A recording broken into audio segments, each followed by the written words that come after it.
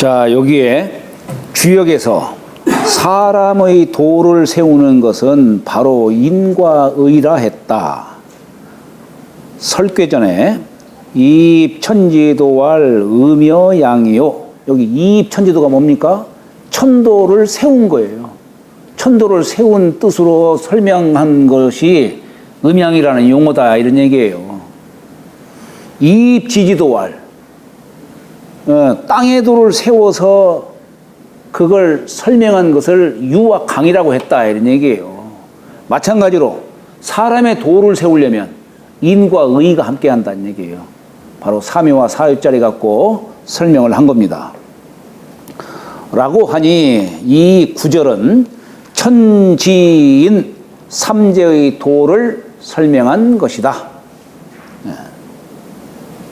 사람의 도를 세운다는 것은 천지의 도와 부합한다는 뜻이며, 그래서 우리가 이 중이라는 글자도 여기 지금 우리가 네모지게 썼지만 본래는 이 글이 둥근 원도, 천도를 뜻하는 글자예요. 여기서 이렇게 쓴 것은 뭐냐면 천도를 뚫었다는 얘기예요. 예, 우리 중용지도로 천도를 알 수 있다는 얘기예요. 그걸 갖다가 천도를 알 수 있으려면 어떻게 해야 되느냐? 눈귀입을 다 된다는 얘기예요. 눈귀입. 그걸 표현한 것이 허이노애락지 미발이다, 이 얘기예요. 허이노애락이 미발, 감정이 바라지 않는 그 상태, 그 경지, 이 속에서 이게 중이 될 수 있고, 그 중을 여기도 왜 논어, 참 논어라네. 중용 다 배우셨죠? 중용? 아, 그렇죠. 그러니까 거기에 우리 중이라는 글자를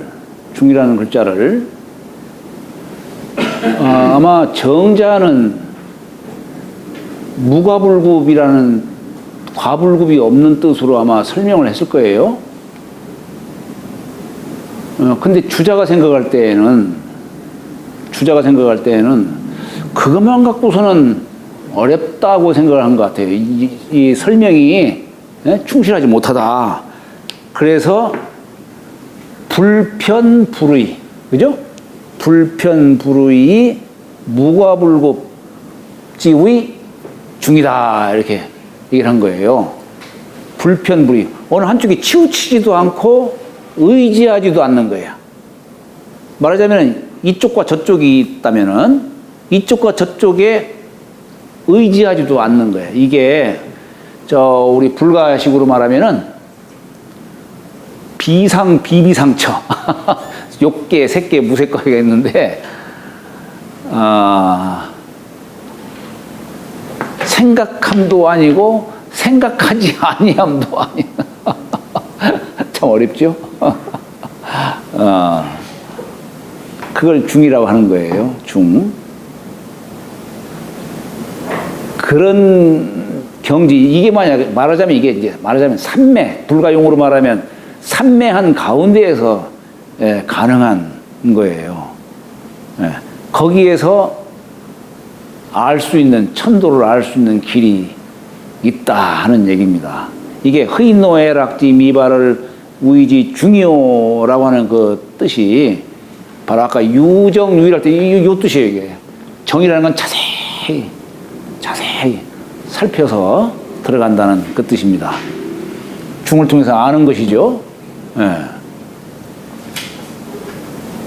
사람이 바로 허이노애락지 미발함을 통해서, 그래서 천리를 알 수가 있고 천도에 부합할 수 있다.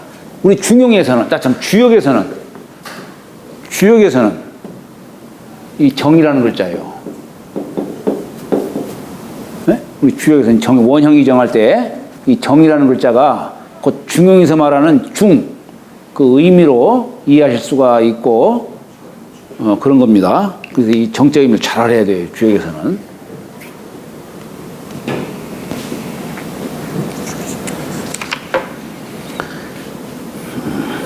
자, 그래서 사람의 도를 세운다는 것은 천지의 도와 부합한다는 것이며, 천지가 하는 일에 함께 참여한다는 뜻이다. 이것이 바로 학문의 극공이다. 이게 학문의 극공이며 학역인은 역을 공부하는 사람이죠. 학역인이 추구하는 바이다. 이 같은 경지에 이르러서야 비로소 인극이라 할 수 있다. 그래서 말 인극은 성인을 지칭하는 거죠. 중천건괴는 성인의 길을 밝히고 있다. 우리 중천건괴는 성인의 길을 밝히고 있어요. 그래서 육효 다 용으로 말하는 겁니다. 영물인 용으로서 얘기하는 거예요. 초요짜리도 성인으로서 얘기하는 거예요. 초요짜리. 남들은 초요짜리를 뭐 아직 성인이 되지 않은 어쩌고저쩌고 뭐 이런 얘기를 하는데 그건 올바른 표현이 아니죠.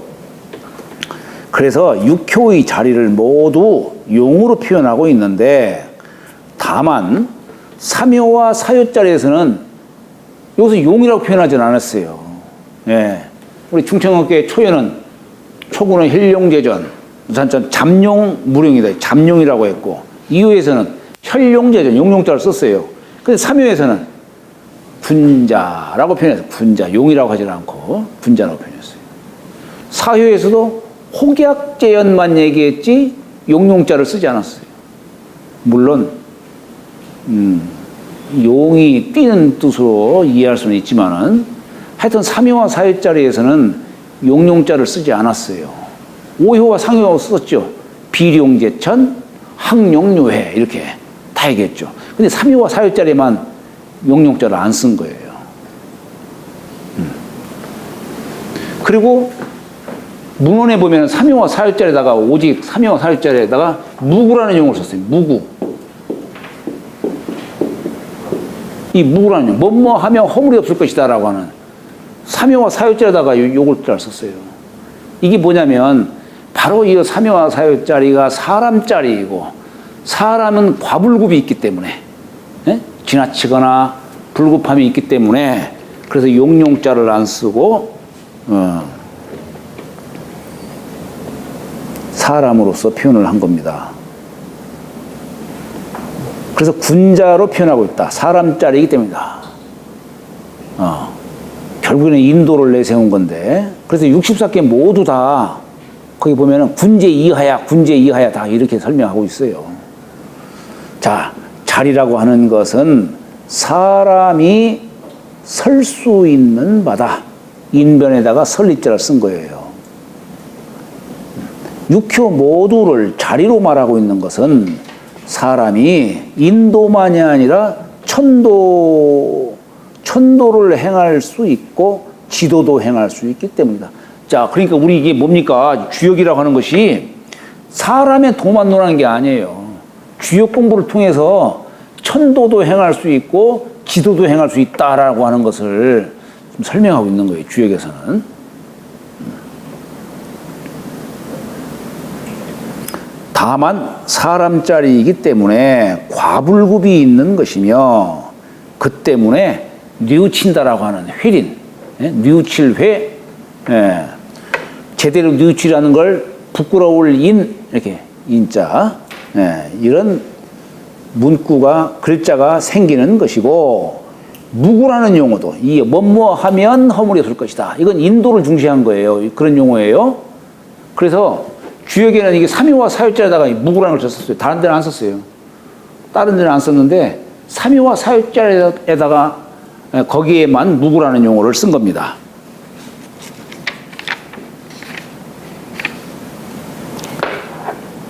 건괴 삼효와 사효에만 무구라는 글자를 붙인 것도 이러한 연유에서다. 건고는 역의 문이라 했으니 건고는 기역지문연저라고 이렇게 표현하고 있죠. 64궤의 시작하는 자리요. 구삼효와 구사효는 인도의 첫 장을 연 것이다. 구삼효는 거기에 군제, 종일 건건하야 척약하이면 여하나 무구리라. 바로 건건 해서 저녁에 잠자기 전에 한번 두려워 해보는 겁니다. 구사효 역시 마찬가지로 혹약젠, 혹이라는 글자, 이게 뭐 미정지사죠. 혹이라는 글자 이런 거 다 이렇게 말했으니 건건 석척은 인으로 어지린자 자신을 수양하는 바를 말한 것이고 혹약제에는 의로서 헤아리는 것이다. 6효 중에 3효는 선천의 비밀을 담고 있고 요 4효짜리는 후천의 장의 단초를 열고 있다. 후천 시대를 바라보며 공자는 인의로 가르침을 세워 세상을 경륜코자 했고 중효 속에 이 같은 뜻을 담은 것이며 후세에 전한 것이다. 그러니까 이게 참 우리 주역 6효 속에 3효와 4효짜리 여기에 사실은 온갖 비밀을 다 감춰둔 것이에요. 그러니까 온갖 비밀을 다 감춰둔 것이에요.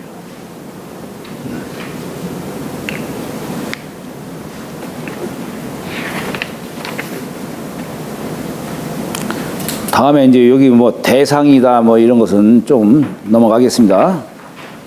저는 넘어가지만 여러분들은 읽어보시기 바랍니다.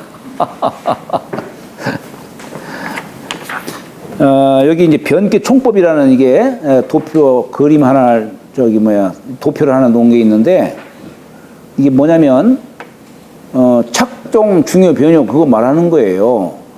예를 들어 우리가 산수 모음괴를 본괴로 봤을 때에 이게 전체가 변한 것이 착괴예요. 산수몽괴의 착괴는 하면 택화 혁괴다. 전체가 다 변하는 것이죠. 그 다음에 이걸 뒤집으면은 180도 뒤집으면 이걸 종괴라고 하는데 술의 둔괴가 되죠. 뒤집으면은 그 다음에 여기 이제 변괴 여기 변괴가 있는데 산수 몽괴의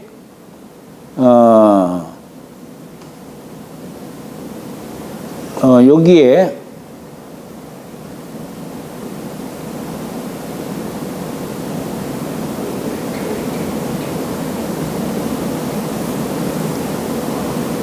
뭐야 이게?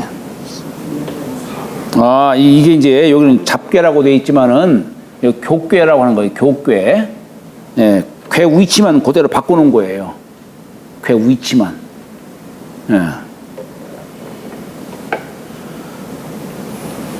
요걸 우리는 이게 교괴라는 말도 씁니다. 예를 들어서 우리가 수레 둔이에요. 이것은 진괴가 아직 땅속에 숨어 있고 감중년 물괴가 아직 하늘에 구름으로 좀 떠 있고 이게 음양이 우리 비라는 게 뭐예요? 비 온다라고 하는 것이 천기와 지기가 사귀어서 비가 오는 거예요. 우리가 천기와 지기가 사귀지를 못하면 그걸 사귀지 못해서 된 것을 뭐라고 하냐면 안개라고요. 안개. 그래서 안개는 사람 몸이 안개를 맞으면 몸이 해로워요. 예. 근데 이슬은 지기가 위로 올라가고 천기가 내려가 서로 사귀어가지고 맺혀진 게 이슬이에요. 그래서 옛날 신선들은 이슬 먹고 살았어요. 이슬 먹고. 예? 그 몸에 좋다 이거예요. 몸에. 그러니까 마찬가지로 이 천기와 지기가 서로 사귀어서 이루어진 게 비예요. 비. 그래서 옛날부터 그런 얘기가 있죠. 태을상제가 여기 문왕팔괴와 낙서를 갖다가 부합시킨 것이 1감, 2곤, 3진, 4손, 5, 6, 6권, 7태, 8간, 9위한데 이게 태을상제가 운행하는 경로예요. 이게 그 경로인데 언제 옮기냐? 비 오는 날 옮긴다. 이게 비 오는 날. 우리는 비 오는 날이면 무조건 안 좋은 날로 생각하지만 어찌 보면은 이사 가는 날, 비 오는 날 좋은 날이죠. 그죠? 좋은 날이에요. 천지 기가 서로 사귀는 때인데 그걸 나쁘다고 하면 되겠어요? 근데 여기 둔괴는 그래서 이게 사귀지 못하고 있는 거예요, 괴가. 거기에 반해서 이걸 이렇게 바꾸면은 진괴가 위로 올라가. 감괴가 아래로 내려오고. 그러면 뇌수 이건 해괴예요.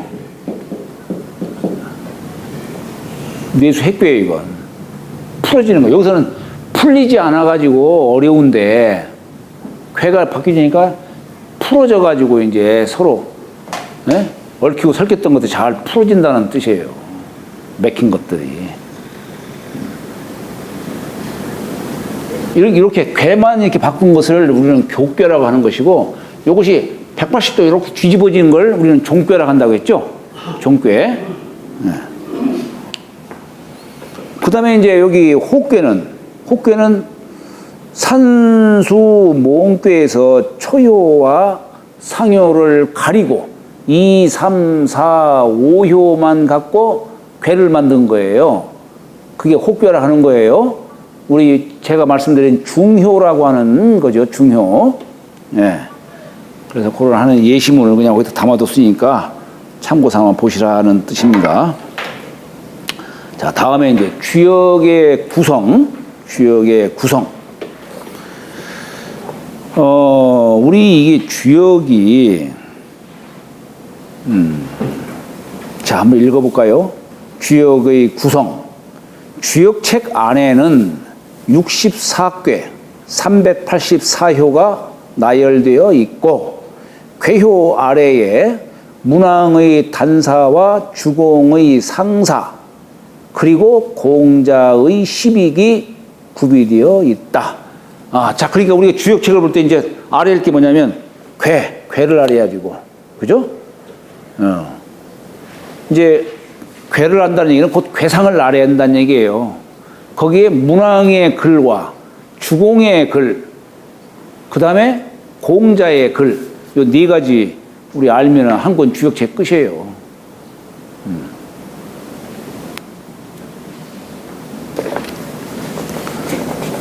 자, 그래서 괴효와 단상, 단상의 내용, 이게 단은 문왕의 말씀이고 상은 주공의 말씀이라고 했죠.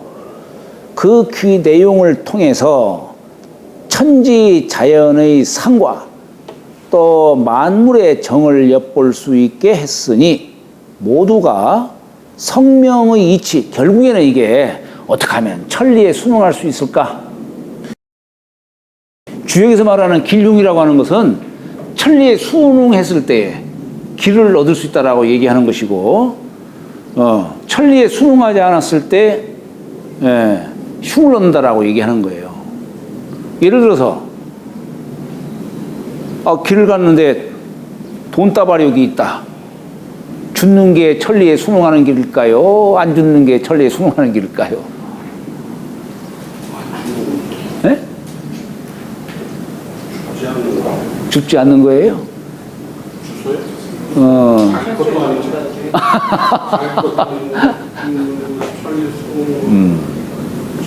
그건 알 수가 없죠.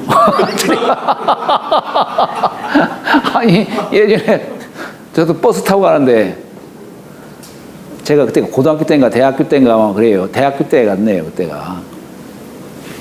누가 옆에 시내버스, 서울에서 시내버스 타고 가는데 누가 내리는데 딱 보니까 1,000원짜리가 딱 떨어져 있어. 주려고 하니까 벌써 그 사람은 버스에 내렸고 말 갑자기 하자니까 또 말도 더듬어지고 그 이거 주세요 될까 말해야 될까 하다가 주웠죠. 과연 그게 옳은 것인지 그런 것인지는 알 수가 없죠.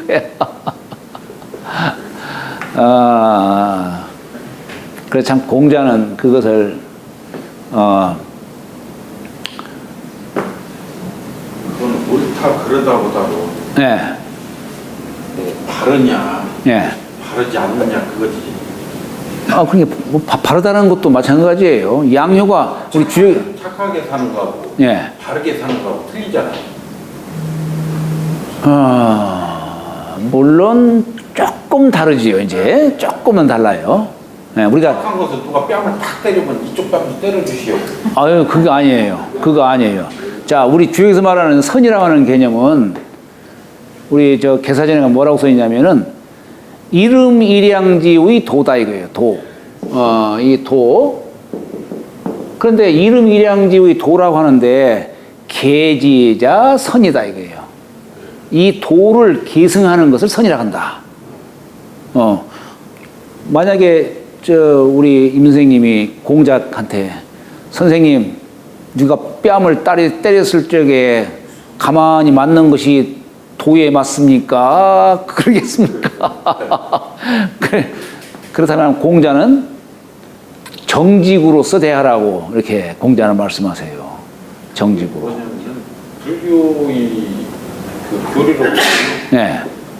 내가 전생에 너같이 뺨을 너를 때렸기 때문에 나 맞은 거다. 어찌 보면 이건 이제 방편으로 하신 말씀이에요, 이건. 방편으로. 그러니까 이제 공자는 뭐라고 하냐면은, 아니, 누가 너한테 뺨을 때렸을 적에, 그렇다면은, 누가 너한테 덕으로 대한 사람과, 누가 너에게 뺨으로 때린 사람과 똑같이 대해야 되느냐, 이런 식으로 설명을 해요. 덕으로 대한 사람한테는 덕으로 갚는 것이 이게 올바른 것이고, 뺨을 때린 사람한테는 아니, 뺨을 때리는 게 정직으로 대하라. 이게 뺨을 때리라는 말씀은 안 하셨고, 정직으로 대하라, 정직으로. 뭐가 정직인지는 잘 모르지만 하여튼, 뺨 때릴만 하면 때릴 수도 있는 거죠. 때릴 수도 있고, 안 때릴 수도 있어요. 그렇잖아요. 때리는 것만이 능사가 아니지. 눈에는 눈, 이에는 이것이 정직이 아니죠. 그건 아니에요. 그러니까, 뭐든지, 그러니까 이 공자는 이제, 결리사의 어떤 이로움을 보고들랑 항상 의의를 생각하라는 얘기예요. 아마 그 당시에 제가 돈 1,000원 주웠을 때에도 저를 아마 스스로 군자로 생각해서 주웠는지도 몰라요. 소인이 돈 벌면은 그건 불선이겠지만은, 군자가 돈을 버는 것은 선일지도 몰라요. 현지 입장에서 보면은 네. 잘못됐다고 보는데 그것을 경찰서에다 돌려주냐 아니면 그걸 또 물론 이제 큰 금액이라고 한다면은 큰 금액이라고 한다면 경찰서에 신고를 해야 되겠죠. 예, 신고를 해야 되는데 1,000원짜리 10,000원짜리다. 이걸 어떻게 해야 될까 이걸? 거기다가 주소도 호주머니 챙기게 돼 있죠. 예? 거기다가. 그래요. 그게 참 어려운 일이에요. 그게.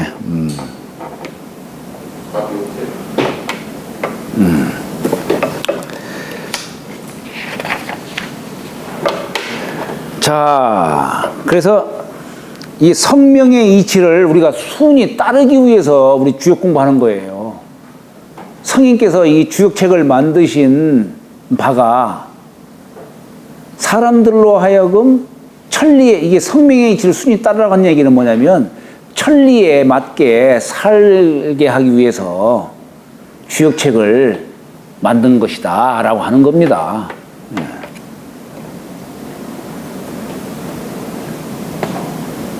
그리고 변화의 도를 알기 위함인 것이다. 주역책은 전체 64궤로 상편과 하편의 2편으로 구성되었다. 분리검자로 세어보면은, 분리검자는 중복되지 않은 글자 수 따지면 1350자밖에 안 돼요.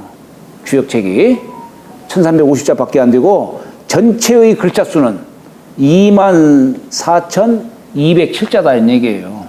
네. 상하 2편을, 상편과 하편 2편을 또한 성인의 말씀이라 해서 상경, 하경으로 표현하기도 한다. 여기서 말하는 이 상경, 하경은 공자의 글은 빼놓은 겁니다. 우리가 다른 글에서는 공자의 글도 성인의 글로서 이렇게 치지만 주역에서만큼은 공자의 글은 경이 아니고 전이에요, 전. 그대로 전했다는 얘기예요. 우리가 성경 현전이라는 말 쓰죠.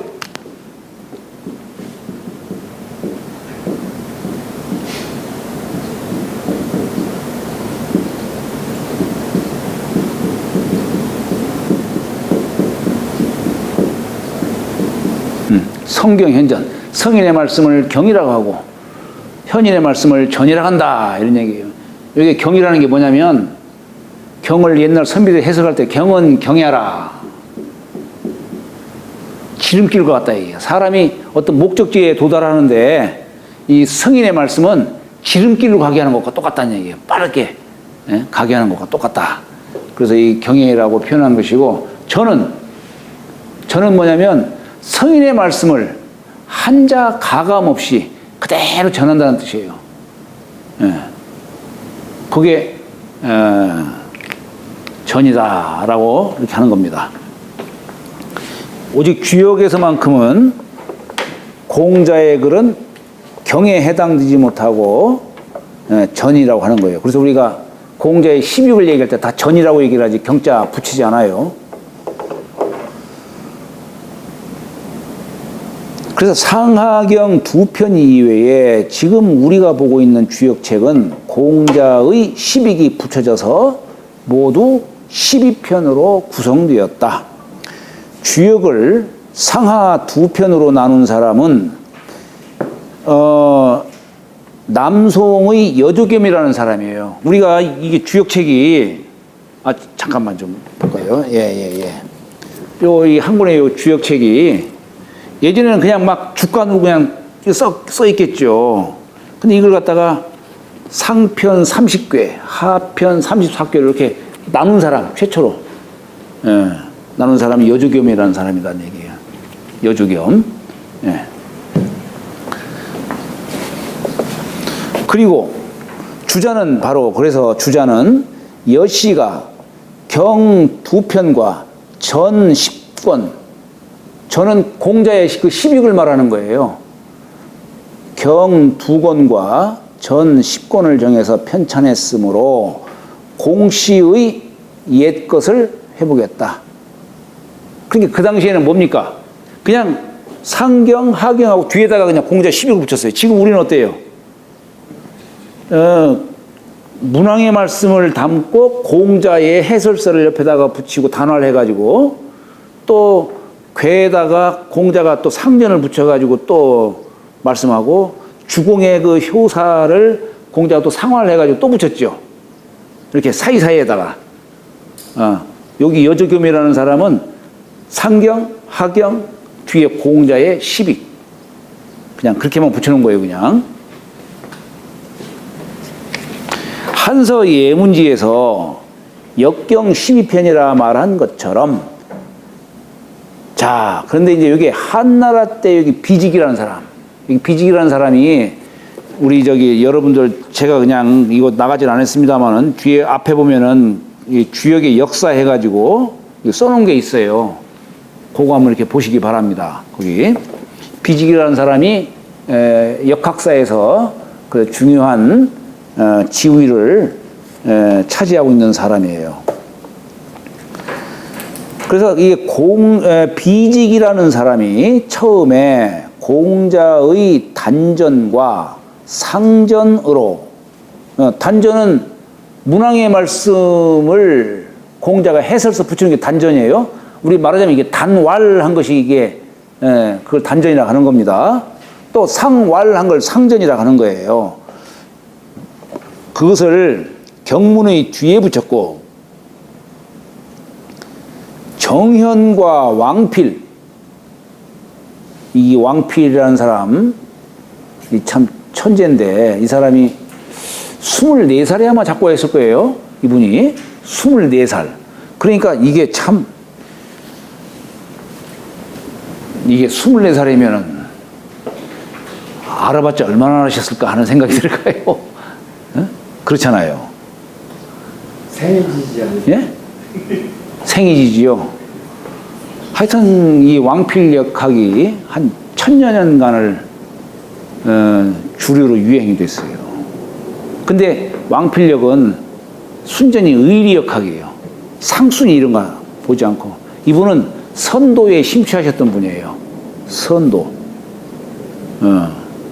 그래서 이 글을 설명하는데 노자의 사상에 이렇게 깊이 영향을 받았던 분이기 때문에 상을 전혀 그냥 무시한 분이에요. 상을 이치적으로만 설명을 한 거예요. 그런데 저는 이 왕필의 글이 별로 마음에 와닿지 않아요, 저는.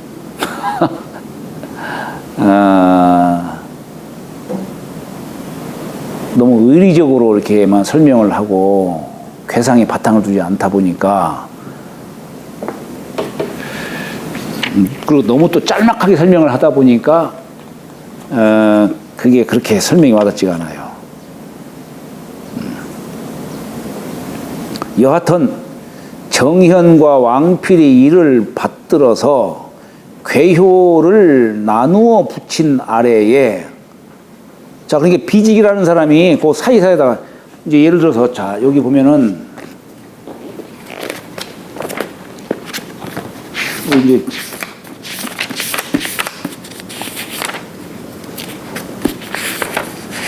자 우리 여기 중천근께는 좀 서술한 게 그렇고 자 우리 중주근께 볼까요 한번.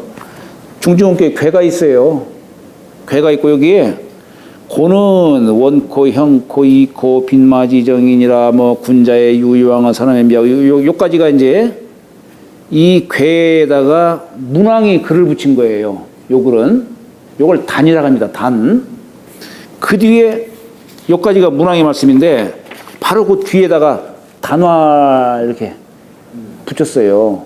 그러니까 이게 문왕의 말씀을 공자가 이게 단화하는 게 공자의 해설서예요. 문왕의 말씀을 그대로 붙인 겁니다. 해설서예요. 그리고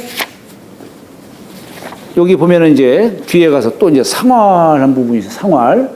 이 상활은 요 괴에 대한 상을 갖다가 공자가 상활해가지고 이렇게 지세 본인이 군제 이하야라고 이렇게 붙였어요. 공자가 이렇게 붙인 사람 여기 이제 그 경문 사이에다가 이렇게 붙인 사람이 비직이라는 사람이 이렇게 붙였다는 얘기예요. 아까 여조겸은 저기면 64개 상경 하경 이렇게 붙였고 뒤에다가 그냥 공자의 12을 모조리 뒤에다가 다 이렇게 붙이기만 했는데 이걸 사이사이에다 붙인 사람은 비직이라는 사람이란 얘기예요. 비직이라고 했고 또 여기 보면은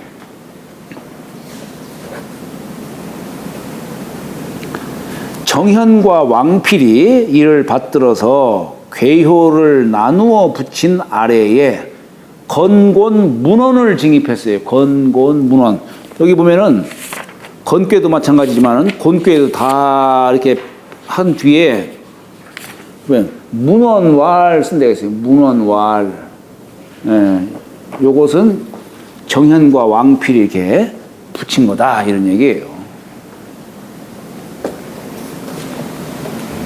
그럼 맨 처음에 여조겸이 갖다 붙였고 그 다음에 비직이 붙였을 때 아니죠. 여조겸은 그냥 공자의 시력을 제일 뒤에다가 그냥 사이사이 넣지 않고 그게 이제 충분하지 않으니까 그 뒤에 예, 그래서 비직이라는 사람이 했는데 예. 비직이 한나라 때 사람이라고 그러는데 그렇죠. 후한. 한나라를 한번 한문으로 좀 써봐 주실래요? 한나라 이거지요 뭐. 후한 시대. 후한 시대. 예, 후한 시대예요. 그럼 남송이 남송 한참 뒤죠. 한참 뒤죠. 뭐. 응? 한참 뒤죠. 남송이 한참 뒤죠. 그럼요. 남송 근데 송나라는 이제 북송 시대가 있고 남송 시대가 있죠. 예. 후한 시대 다음에 남성이 오나요? 예? 후한 다음에 남성이 오나요?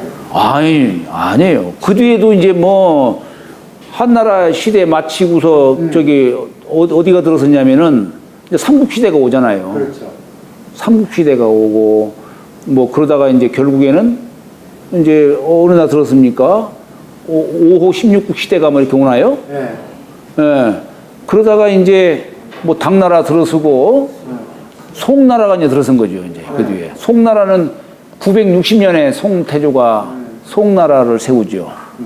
송나라 때에도 이제 북송 시대가 있고 남송 시대가 있어요. 북송 시대는 말하자면 이제 그 소강절, 정자양 형제분, 뭐 주렴계 선생 이분들은 북송 시대 때뿐이고 뒤에 이제 남송 시대에는 이제 주자, 1200년대 때 이렇게 돼 있죠. 예. 그러니까 여기 지금 그 뒤에 후한이다. 예, 그렇죠. 그러니까 이게 당시 정현과 왕필, 특히 특히 이게 왕필의 이게 주역 그 집주가 이 말하자면 한 1000년간 이 왕필이 위진 남북조 시대 때 사람이에요. 위진 남북조 시대. 왕필이. 예. 한 1000년간 유행하다가 이 왕필 사상을 약간 비판적으로 계승한 분이 정자라고 하는 분이에요. 한 1000년간 유행하다가.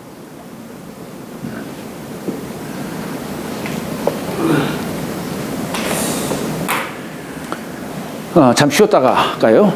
연대 부분이 묘호하네.